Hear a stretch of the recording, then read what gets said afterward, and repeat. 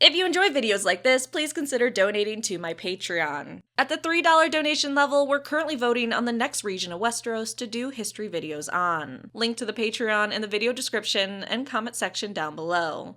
Thanks.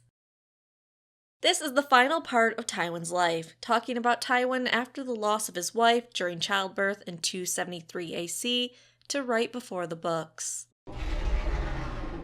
At around 31 years old, Tywin had suffered through his father's misrule, restored the Westerlands, and effectively governed the entire realm. While his relationship with Aerys II had been strained before Aerys made the cruel remarks about his dead wife I talked about in part 2, after those remarks, any kind of relationship between the two men was destroyed. However, despite all this, Tywin continued to serve. Tywin knew what Aerys and others had said about him and the death of his wife, but he made no show of emotion over it. Aerys, especially with no affection between the two men, himself would continue to humiliate Tywin despite the man being largely responsible for the peace and prosperity the Seven Kingdoms experienced. Yet Lord Tywin endured as Aerys became even more violent and suspicious. Around the time of Tywin's wife's death, the king began to pay rewards for lies, tales of treason, real or not, and any kind of whisper. At the same time, he made those that criticized him pay. Payne, the captain of the Hands Guards, was heard boasting about Tywin being the true ruler of the Seven Kingdoms, and to that, Aerys II, already pissed at the wide-held belief Tywin ruled the realm and he was simply a hollow figurehead, took Payne's tongue. There are doubtless many other examples of Aerys punishing someone for saying anything positive about Tywin. Of course, at the same time, it's still paid to mock Tywin or make jokes at the man's expense. Doing so still awarded someone the favor of the king, even if that favor was incredibly fickle. Despite all this, Tywin still had hopes for his house's future, and in 276 AC, Tywin threw a huge tourney in honor of Aerys' second son, Viserys' birth. This was a huge deal, as after Rhaegar, Aerys' wife, had struggled with miscarriages and stillbirth for years, he finally had another son. However, this birth also made Aerys even more paranoid and obsessive, fearing the child would die or be killed. Because of this, Aerys and Rhaegar went to the tourney Tywin threw. Aerys had to be convinced, of course, but he made his wife and their new child stay at King's Landing. But at the tourney, the small folk cheered twice as loud for Tywin, then they cheered for their king, but only half as loudly for Tywin as they cheered for Prince Rhaegar. Tywin's daughter Cersei, only 10, was also present at this tourney and couldn't help but stare at Prince Rhaegar, the man her father had promised she would wed. At 17, the prince was newly knighted and managed to take down 2 of Tywin's brothers, along with a dozen of Tywin's finest jousters. During this tourney, Tywin finally brought up the marriage proposal between his daughter and Rhaegar, believing it was time for Rhaegar to marry. But Aerys refused, telling Tywin he was a good and valuable servant, yet a servant nonetheless. Basically saying his daughter wasn't good enough for his son. To add a double insult, Aerys also refused to appoint Tywin's son Jaime as his son Rhaegar's squire. These two things, along with all the other tension between the men in the first place, made it by the end of the tourney that only cold silences and chilly looks were given between the two men. Interestingly, it's also around this time Cersei remembers hearing her father tell Jaime, when he was no older than 10, that love wasn't necessary. He told his son, "You cannot eat love, nor buy a horse with it, nor warm your halls on a cold night." Obviously a great thing to tell a 10-year-old. The next year, in 277 AC, things took a turn for the worse when Aerys II decided to further act like a spoiled child. Dennis Darkland, Lord of Duskendale, had become quite upset that his town, an important port on Blackwater Bay, had its wealth and trade shrink due to King's Landing being nearby. Lord Darkland tried to win a charter for his town, as Dorne had done before, but the hand of the king just wouldn't allow it. This pissed Lord Darkland off, and he stopped paying taxes and requested his proposal be heard again. King Aerys II, in all his wisdom, decided to go to Duskendale to hear Lord Darkland's proposal, despite Tywin saying, "Hey, yeah, that's a trap, you shouldn't go." But King Aerys II was trying to prove he could deal with the problem without Tywin's input or help, and went with only one Kingsguard, Sir Gawain Gaunt, and a small escort. Oh look, it was a trap. Sir Gawain was slain, and Aerys II was taken as a prisoner. For half a year, King Aerys was held in the dungeons of Duskendale, where he was incredibly mistreated. Tywin in turn sat outside Duskendale with a great host he had gathered by sending out riders and ravens that could storm the town at any time. But Lord Darkland warned if Tywin Lannister did such a thing, the king would die. The small council didn't think the Lord would actually kill Aerys, but Tywin refused to risk it. Instead, he used his host to surround Duskendale, blocking it by land and sea. Lord Darkland did attempt several parleys, but Tywin refused to hear him, demanding for his complete and unconditional surrender of the town and castle and the release of the king. After half a year, Tywin gave the Lord one last chance to surrender. If he refused, Tywin would storm the town and put every man, woman, and child to the sword. Unsupported records state that Tywin sent a bard with these terms to sing the Rains of Castamere as well, but, who can say for sure?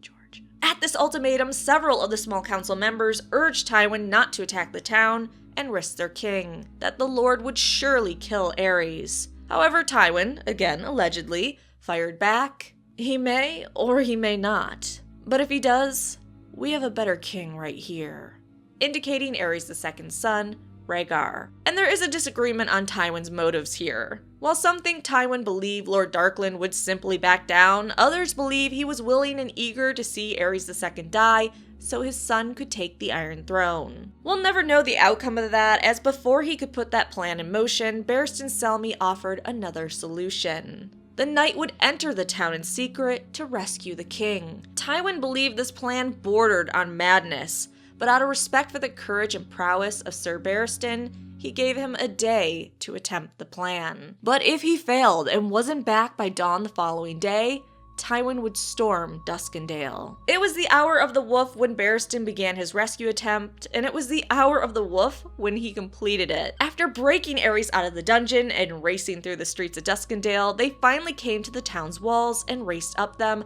as Tywin ordered his archers to clear it of defenders.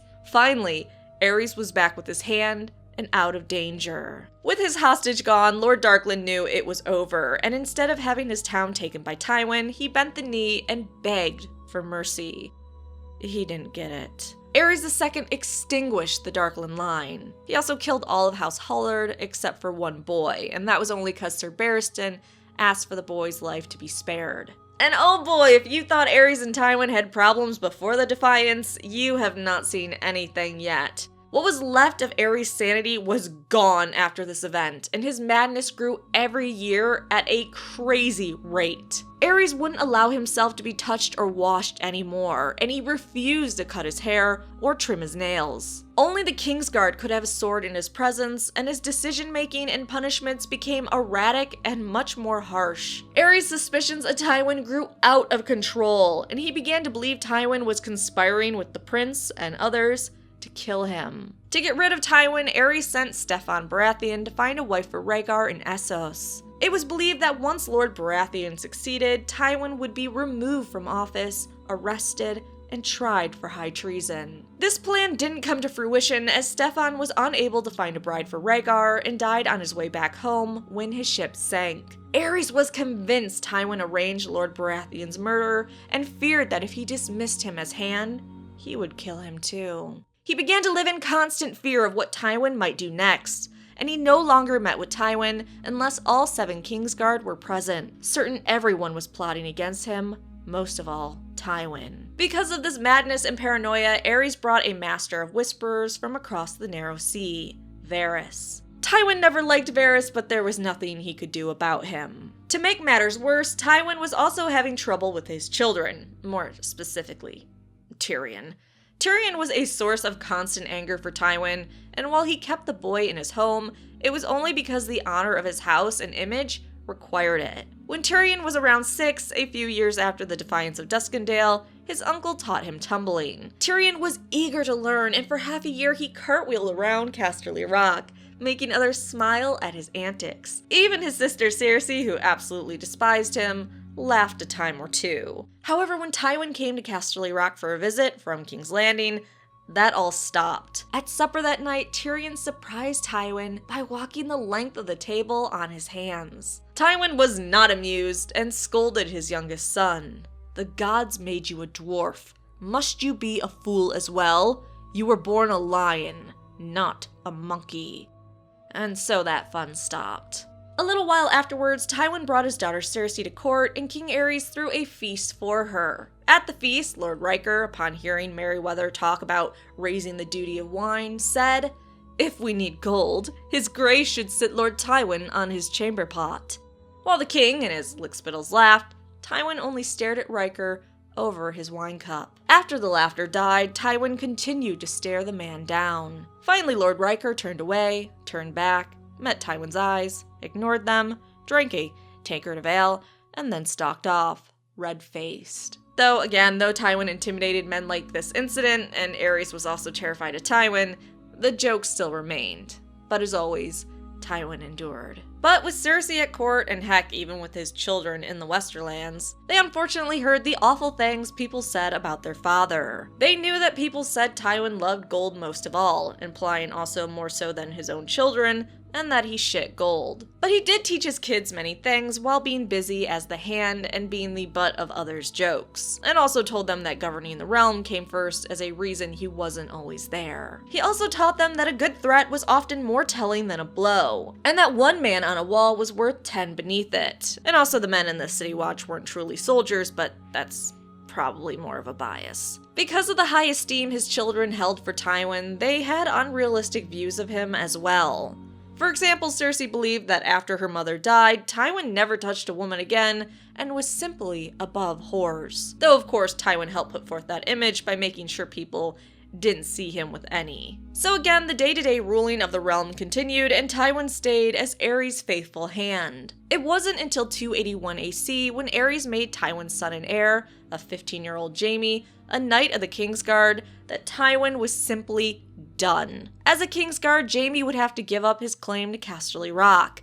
This robbed Tywin of his golden heir, and knowing Aerys wanted to use his son as a hostage against him as he grew more fearful of the Lion Lord, Tywin was outraged. Not only that, but Tywin had been in the middle of making a marriage pact for Jaime, and suddenly he looked foolish and false. This was too much for Lord Lannister and led Tywin to resigning in 281 AC. Pleading illness, which Aerys eagerly accepted. Tywin finally went back to the Westerlands with his daughter to stay. So knowing all this, it shouldn't be surprising that when Robert's rebellion began a year later and Aerys called upon Tywin for help, Tywin stayed silent and remained at Casterly Rock. He did hear about Aerys' new Hands of the King though. Unsurprisingly, after Tywin, Aerys II went through an assortment of hands.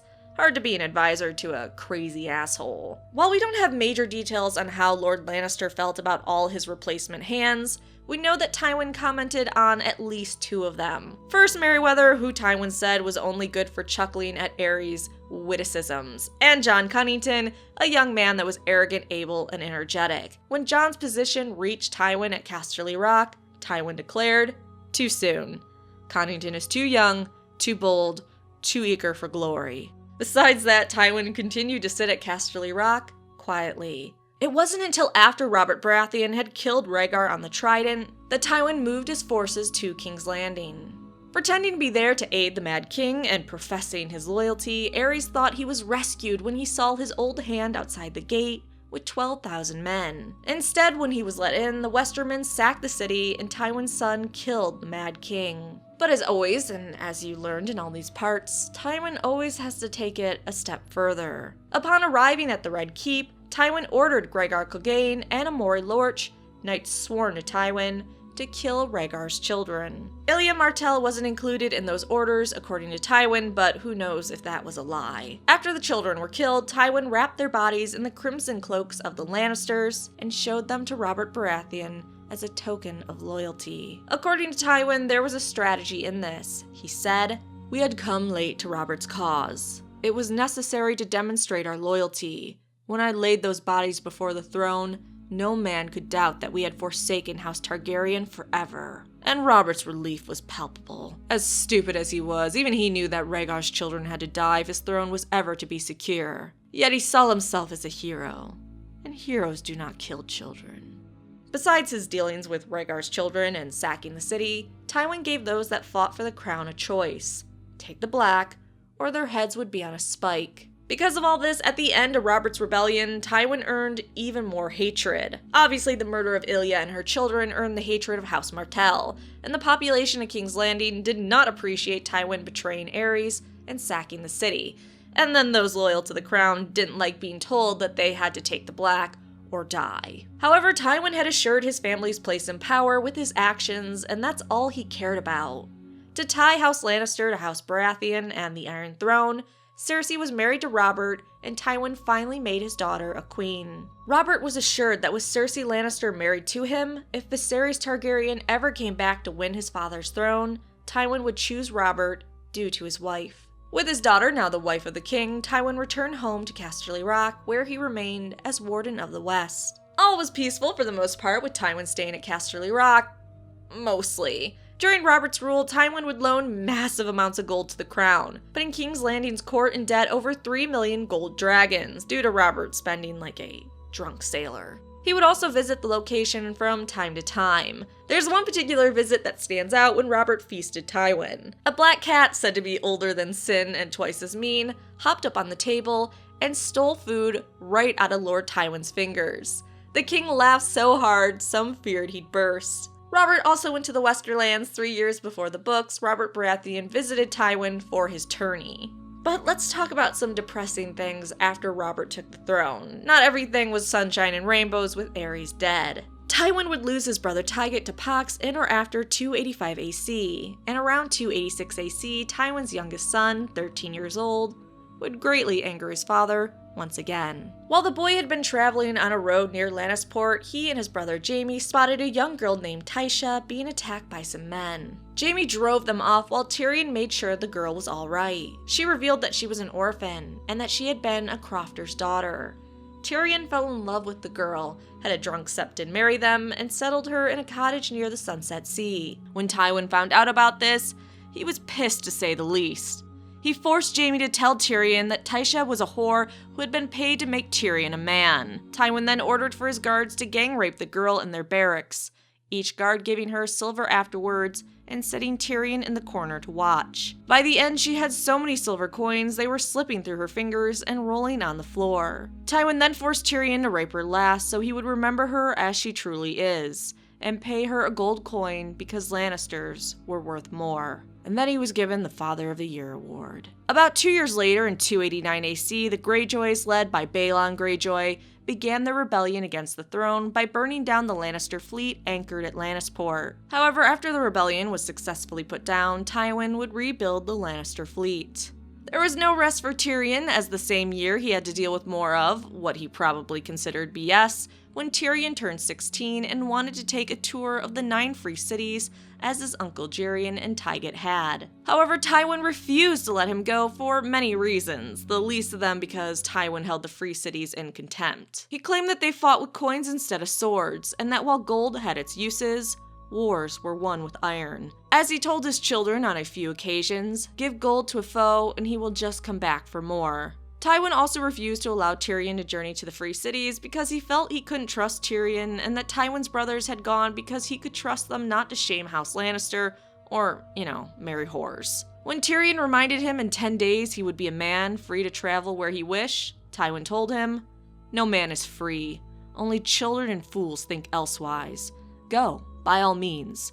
Wear motley and stand upon your head to amuse the Spice Lords and the Cheese Kings. Just see that you pay your own way, and put aside any thoughts of returning." When Tyrion had backed down, Tywin added a new jab, telling his son, "If it is useful occupation you require, useful occupation you shall have." So to mark his manhood, Tyrion was given charge of all the drains within Casterly Rock. Tyrion thinks he may have hoped the boy would fall in, but he never did, and the drains never drained half so well as when he had charge of them. Tyrion continued to be a sore spot for Tywin, and when his sister Jenna mentioned that Tyrion resembled Tywin the most out of all his children, he refused to speak with her for half a year. This, or something else, could have been why she went from being his loved sister to falling out of favor with him when she disappointed him. 2 years later, Tywin and Tyrion would have a minor spat when he wouldn't allow his youngest to go with his uncle Jaerion on a mission to Valyria to recover Brightroar, their lost family sword. It was a good thing Tywin had refused to let Tyrion go with his uncle on this quest to find Brightroar and other treasures of Valyria, as after a decade Jaerion never returned with his ship, the Laughing Lion. Tywin, despite his stormy relationship with his younger brother, sent men to look for him and traced him to Volantis, where half Jaerion's crew had abandoned him. Sadly, Tywin never found his brother. Though on the topic of Valyrian steel, it always upset Tywin that House Lannister no longer had a Valyrian steel blade. Thousands remained in the world, and about 200 in the Seven Kingdoms, yet all the times he offered to buy Valyrian longswords from an impoverished lesser house, he had been told no. At least 3 times Tywin learned that even poor lords cherished their old family swords, while they would gladly part with their daughters, should a Lannister ask. Right before the books, we know that Tywin came to King's Landing for the tourney on Joffrey's name day, hoping to see Jaime win the champion's crown. Afterwards, Cersei and her children were in the company of her father making the journey to Casterly Rock when Jon Arryn died, and that's where the books begin. So that is the life of Tywin Lannister. Thanks for watching, please like and subscribe.